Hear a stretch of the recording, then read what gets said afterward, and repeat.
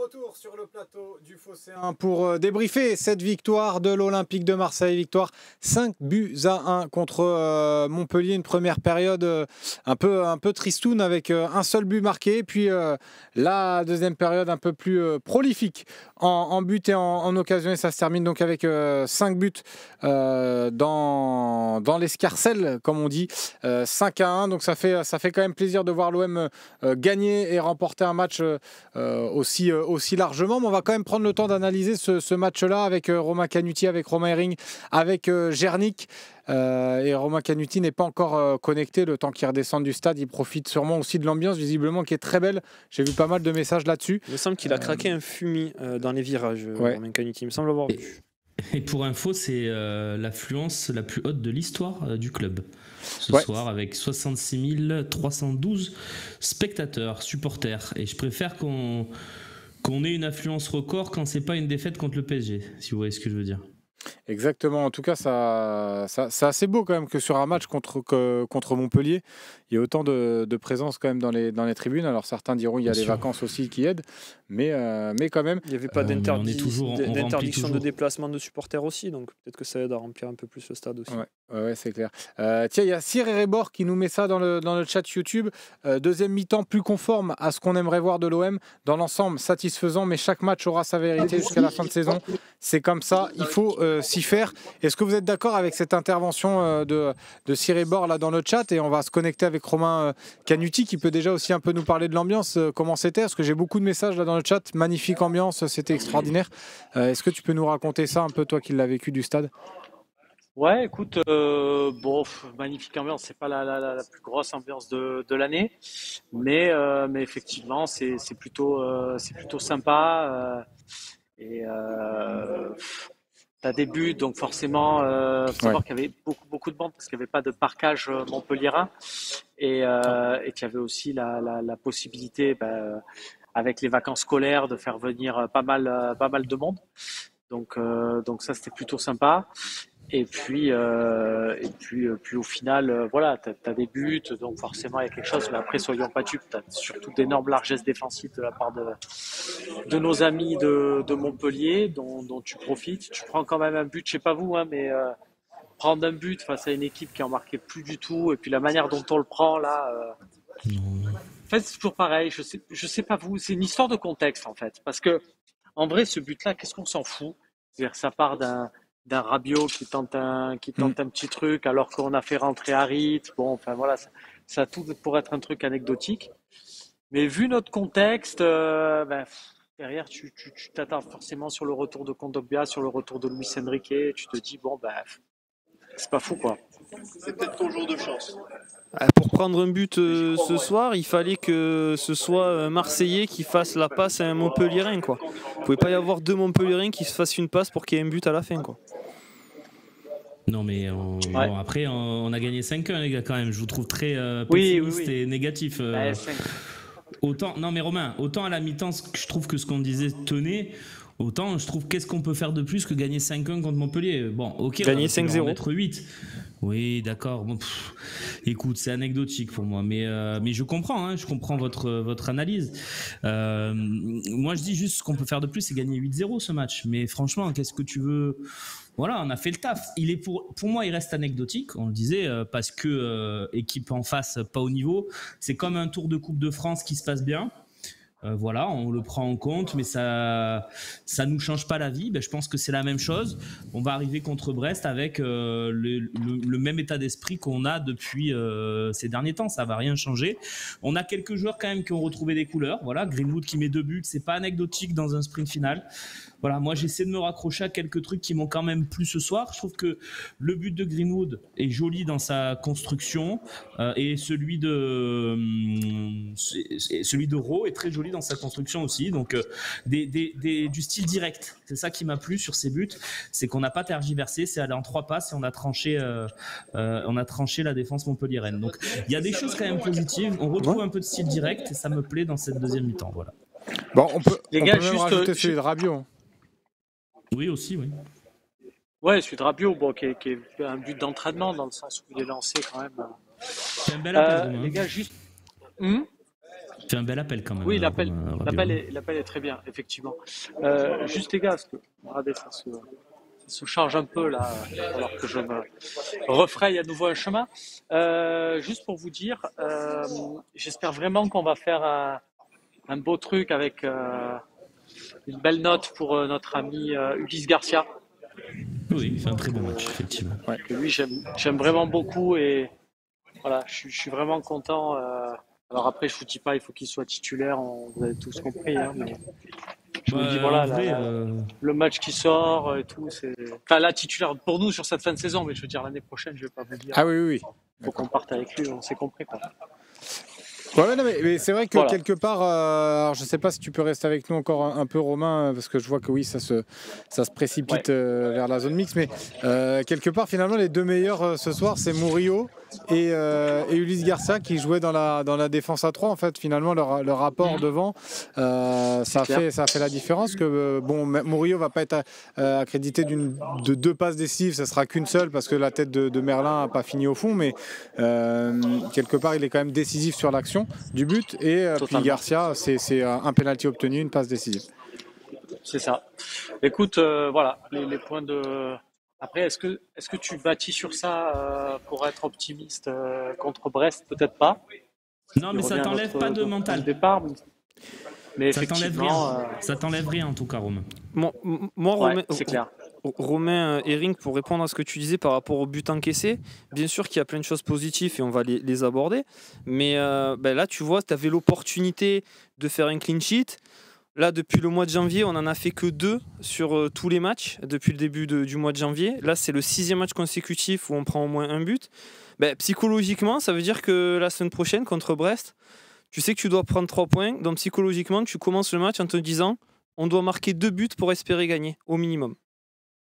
Tout simplement. Parce que même contre Montpellier, qui n'avait pas marqué depuis 7 matchs, contre Lyon, qui n'a pas marqué depuis 7 matchs, sur les 10 derniers matchs, ils ont mis 2 buts, c'est un contre Lyon, un contre nous. Même contre eux, on n'a pas réussi à garder notre cage inviolée, on a fait des erreurs. C'est juste ça. C'est pas très grave. Mais psychologiquement, mentalement, ça aurait été bien de se dire, même nous, contre Montpellier, c'est pas contre nous qu'ils ont marqué. Voilà. Je te pose 2 questions, d'accord? Tu me réponds par oui ou non, d'accord? Première question, si on avait fait un clean sheet ce soir, est-ce que tu serais parti du principe qu'on n'allait pas en prendre contre Brest? Non. Voilà, déjà. Et deuxième question, est-ce que si avant le match je te donne un papier et il y a écrit on gagne 5-1, tu le signes? Oui, mais pas pour les mêmes raisons. Ça n'a rien à voir. C'est des questions de journalistes pour des politiciens, Romain. Je suis désolé. C'est des questions et ça, c'est des questions le oui ou non. Sans justification, tu fais quoi là? Tu cherches des clips tout. Tu le dis, oui, j'avoue, c'est des questions là. Qu'est-ce que c'est que ça? Ça n'a rien à voir.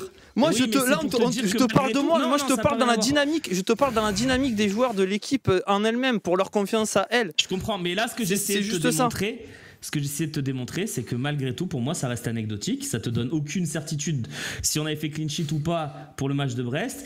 Et malgré tout, ça reste un super résultat, 5-1 contre Montpellier. Oui, mais j'ai pas dit que c'était un mauvais résultat. Voilà. J'ai pour pas moi, dit que c'était un mauvais 4-0, 5-1, c'est pareil. Voilà. Je comprends ce que tu dis, mais pour moi, dans la dynamique défensive qu'on a depuis le début de saison, ça change rien. Oui. Je vois ce que veut dire Romain, ça veut dire que peu importe, si on avait pris 0 but, je pense qu'on aurait eu les mêmes inquiétudes sur l'animation défensive avant le match contre Brest. Mais est-ce que, hormis là, le but encaissé de Montpellier, qui moi je trouve reste malgré tout anecdotique, est-ce que vous pensez que tu peux quand même bâtir sur cette victoire-là, ou vous pensez que voilà, c'est un match un peu à part?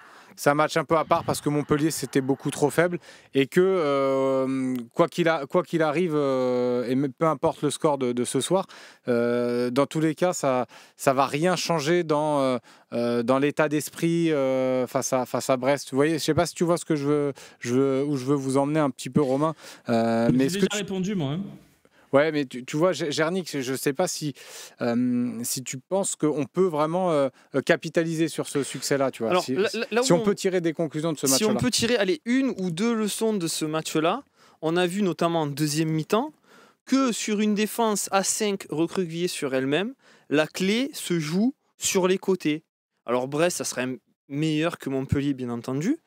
Mais quand on combine sur les côtés, quand il y a Luis Enrique qui décide de faire des passes vers l'avant et qui prend un minimum de risque, et ben des fois il rate la passe, ok, mais 2 fois, et ben il a donné la balle sur Murillo les 2 fois et les 2 fois ça a fait but. Et à gauche c'est pareil, quand Merlin, Ulysse Garcia ils insistent sur les côtés, on arrive à avoir des centres et à un moment donné, ben, sur les centres ça finit sur une tête, ça finit sur un Raw qui met le but, ça finit sur un Merlin qui fait une transversale et après ben, il y a Gouiri qui la met au fond. Donc c'est juste ces leçons là à tirer. C'est pas Gouiri qui marque, hein. Bon, ils mettent le. Oui, non, il l'a attribué, c'est rare. On l'a attribué à Gouiri. Et pour pas les tuer, les pauvres Montpelliérains, je pense qu'on peut le mettre à Gouiri pour leur faire plaisir, quoi, plutôt qu'un CSC. Mais il touche pas le ballon, mais si tu veux. Peu importe. Ce que je veux dire, c'est que c'est la seule leçon qu'on peut tirer. C'est pas avec l'ultra contrôle dont Romain tu parlais de 2 Herbie qu'on arrivera à faire des différences. Et il faut oser. Et contre Brest, bien sûr, ça sera meilleur que Montpellier. Ça sera un peu plus dangereux. On prendra certainement des buts, puisqu'on n'est pas capable de ne pas en prendre contre Montpellier. Du coup, il faudra jouer, plutôt que de jouer contrôle et de mettre un but et de se dire on va contrôler le jeu, non, il faudra insister sur les côtés parce qu'on a les joueurs pour le faire. Quand Luis Enrique se décide à jouer un petit peu au football, à faire des dribbles, à faire des centres, à faire des passes vers l'avant, on a des opportunités. C'est la leçon que je tire aujourd'hui entre la première et la deuxième mi-temps, où la première mi-temps, il y a 1-0 sur un penalty parce qu'on joue 5 minutes, on provoque un penalty et pendant 40 minutes, on veut garder le ballon et on ne veut pas attaquer. Il y a la même chose qui se passe en deuxième mi-temps, il y a la même défense de Montpellier, la différence c'est qu'on a attaqué, qu'on a pris des risques. Ben, il y a 4 buts de plus, voilà. Tiens, si Loïc, je sais pas si tu m'entends, mon Loïc, si tu peux faire un petit sondage dans le chat, j'ai envie de prendre un peu la température et le pouls sur est-ce que ce soir vous êtes rassuré parce que vous avez vu de l'OM, tu mets un simple oui ou non et comme ça on prendra un petit peu la température par rapport au chat. Ne répondez pas tout de suite, répondez dans le sondage que va faire Loïc. On va pas tarder, de toute façon on va bientôt passer au cas individuel. J'ai vu que certains veulent parler de Højbjerg notamment, je ne sais pas trop pourquoi. Est-ce qu'on peut ouvrir le dossier Højbjerg, on a dit. Romain, tu voulais rajouter quelque chose? Oui, c'est que pour moi c'est pas anecdotique, on repasse deuxième ce soir et on sera deuxième, on fera dodo deuxième dimanche. Alors on n'est pas brillant, on est inquiet, on se fait du souci pour la fin de saison, mais je vous le dis, tous les clubs qui nous suivent se font le même souci, donc faut pas bouder notre plaisir aussi. C'est vrai. Voilà, moi je le dis tout à l'heure, Monaco, ça me dérange pas parce que on reste devant eux. Tu vois, au final, on a gagné chez nous, on a perdu chez eux. On est devant eux au classement et il leur reste 4 matchs comme à nous. Et le Monaco que j'ai vu ce soir, parce que j'ai regardé un petit peu avant l'émission et un peu pendant, j'ai pas vu une équipe brillantissime. Donc, ils se font du souci aussi. Et si pour nous, la qualification est très importante, pour la politique sportive de Monaco, de Thiago Scuro, de Hutter, elle est tout aussi importante. Lyon, elle est vitale. La place dans le top 3-4, elle est vitale parce qu'on sait qu'ils sont sous menace de relégation des NCG. Donc elle est vitale. Lille, actuellement, ils sont 5e, je crois. 6e. Avec le match nul de Strasbourg, ils sont passés 6e, à 50 points. Ils vont avoir une grosse pression. Donc en fait, il n'y a que pour Strasbourg qu'elle n'est pas vitale, cette place. Et Nice, Nice, faudrait qu'ils enchaînent 2-3 victoires pour revenir dans le coup. Mais tu vois ce que je veux dire ? Je veux dire, si nous, on se fait du souci, si le Phocéen existait à Monaco, le Monakéen, là, je sais pas quoi, les hommes du Rocher, voilà, je leur donne un titre. Les hommes du Rocher, ils feront une 3e mi-temps. Ils diraient putain les gars, on n'a même pas été capable de marquer un but ce soir, on retombe dans nos travers. Il y a Marseille qui va sûrement gagner contre Montpellier. Attention, que nous aussi on va peut-être s'échapper du podium. C'est juste pour dire ok, on va se faire des nœuds à la tête pendant 8 jours avec Brest, mais à un moment donné, tous les matchs de Ligue 1, à part ceux contre Montpellier, c'est des matchs compliqués, tu vois. Donc je ne suis pas persuadé que tout le monde fera le plein et on va voir déjà demain si Lyon est capable de battre Saint-Etienne, si Lille est capable de battre Auxerre, on verra. On verra, tu as raison. Juste avant de rappeler un peu le calendrier de Monaco, parce que c'est intéressant aussi de le regarder, on va avoir un petit peu le regard et les yeux rivés un petit peu sur les calendriers futurs, mais êtes-vous rassurés par la prestation de l'OM ? Il y avait beaucoup de noms dans le chat YouTube de sortie, et le nom l'emporte, puisque c'est un nom à 68% sur Twitch. C'est normal. Avec beaucoup de votants. Dis-moi. C'est normal, c'est pas un Oui, match non, mais qui peut te complètement. rassurer. Je veux dire, qu'est-ce qui pourrait nous rassurer ce soir? On aurait gagné 9-0, on aurait été rassuré? Non, je crois pas. Je crois pas. On joue tellement contre, et là pour le coup on va le dire, contre Pim Pam Poum, qu'il faut savoir, ben voilà, on a gagné 5-1, c'est un match de Coupe de France, on a joué des petits poussés, on a gagné notre match, ça va pas impacter notre morale, c'est tout. Voilà, on avance. Je pense qu'il faut pas voir plus loin que ça. C'est déjà très bien d'avoir mis ces 5 buts, de se faire un petit plus 4 à la différence de but, parce que ça pourrait compter dans ce sprint final. Voilà, il n'y a pas que du négatif. Franchement, Non, mais les 5-1, les gars, c'est pas si simple, quoi. il y a Ro aussi. Mais c'est toi tout à l'heure, les hommes du rocher, et puis je vois dans le chat, il y en a qui le reprennent. Il y a des Et, propositions, j'ai vu. Il y a Les rochers, Ro hein. qui a marqué un but aussi, qui est rentré avec des intentions, et ça fait plusieurs matchs qui rentrent avec des bonnes intentions, je trouve.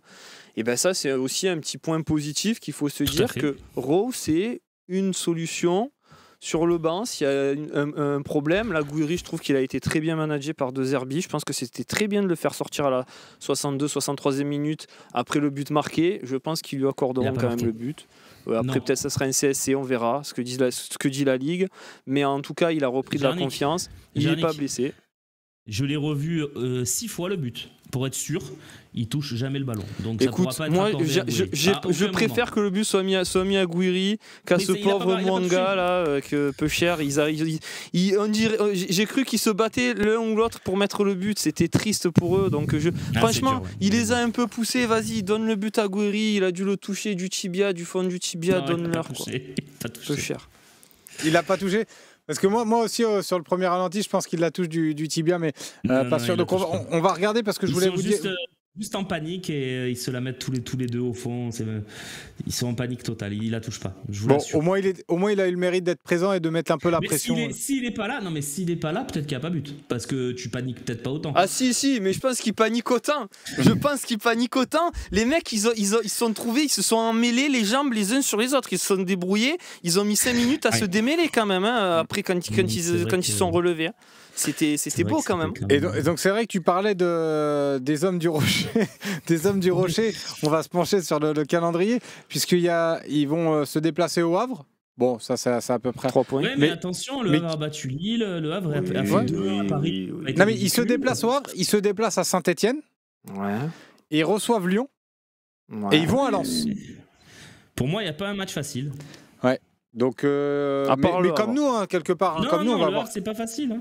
Mais Ah. comme nous, on va avoir des matchs aussi compliqués. Donc, mais c'est pour ça que ce match-là, finalement, était très important de le gagner. Ah Et, bah, peu importe, et c'est vrai que tu le disais, Gernick, peu importe le résultat, quelque part, T'es toi, tu obligé. t'en fiches un petit peu. Ah bah oui, moi je me fichais du résultat honnêtement. Comme je le dis, je le répète jusqu'à la fin de la saison. Là, il reste maintenant plus que 4 matchs. Il y a 12 points à distribuer. On va voir combien de points on a d'avance sur la 4e place. C'est ce qui m'intéresse. Je ne vais pas regarder la 3e place. Ce qui m'intéresse, c'est la 4e place. Est-ce qu'on aura 4 points d'avance sur la 4e place? Est-ce qu'on en aura 3? Est-ce qu'on en aura 2? Et ben, si on a 3 points d'avance sur la 4e place au prochain match, et ben, tu sais que si tu gagnes, et ben, il te restera 3 matchs. Il y a encore un joker sur les 3 matchs, sachant que tu as un déplacement à Lille.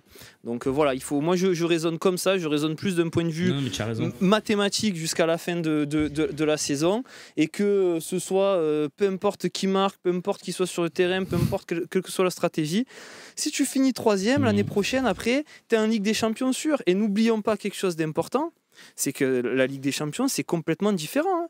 Quoi qu'il arrive, en Ligue des Champions, tu joueras 2 équipes du chapeau 4, 2 équipes du chapeau 3, 2 équipes du chapeau 2, 2 équipes du chapeau 1. Donc c'est pas comme si là tu arrivais en Ligue des Champions, on va dire ouais mais pourquoi faire pour ceci, pour cela. Tu auras tes chances de faire un beau parcours en Ligue des Champions quoi qu'il arrive. Donc le plus important c'est d'y être avec cette formule. Tiens, c'est marrant, il y a Nico Amskas qui nous met un message, Romain, et puis Gernick aussi, mais il nous dit ça vous rappelle rien le Lens Monaco Bon, ça sera la dernière, à la J34, avant c'était J38, mais ça nous rappelle quand même la saison un petit peu. Sampaoli, il a raison, Nico Amskas, de faire cette petite référence. Bon, de toute façon, on prendra le temps lundi d'analyser encore un peu plus en profondeur cette rencontre. Il y aura l'OM au café, il y aura le talk show. Là, on va passer aux notes un petit peu et au top et au flop de ce Olympique de Marseille-Montpellier.